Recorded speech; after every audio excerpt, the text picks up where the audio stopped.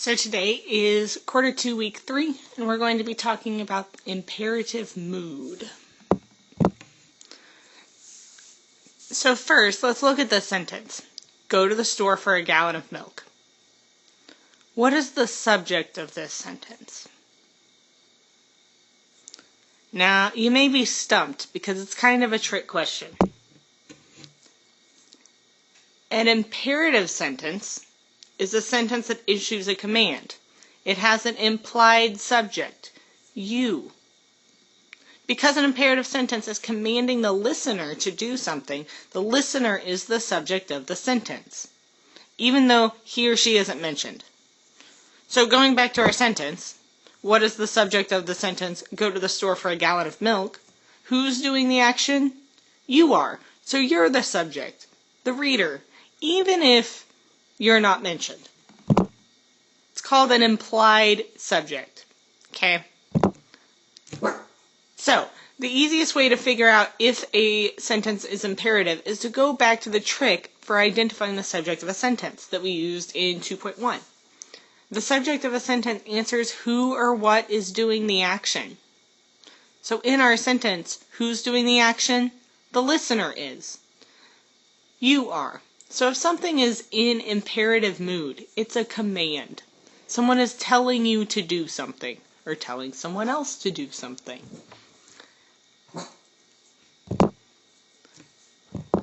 Let's hold on for just a second before we move forward. So if something's in imperative mood,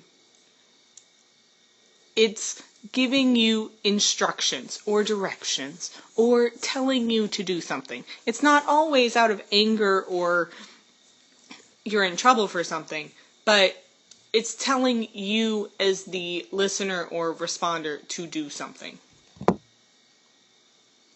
Vocabulary for this week. Our first word is patronize, to be condescending, to talk down to. So the bully was patronizing his victims. He was treating them like they were smaller than him. Abrupt means sudden and unexpected. The abrupt ending to the movie left us with unanswered questions.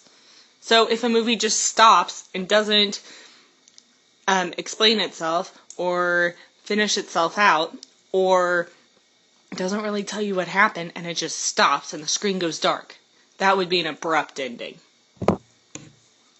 Sustainability. This means able to be used without being destroyed or completely used up. A lot of times sustainability has to do with environmental issues, trying to find ways to not use up all of the Earth's resources. So in our sentence, Farmington is trying to promote sustainability by encouraging residents to buy local products, conserve water, and grow their own food.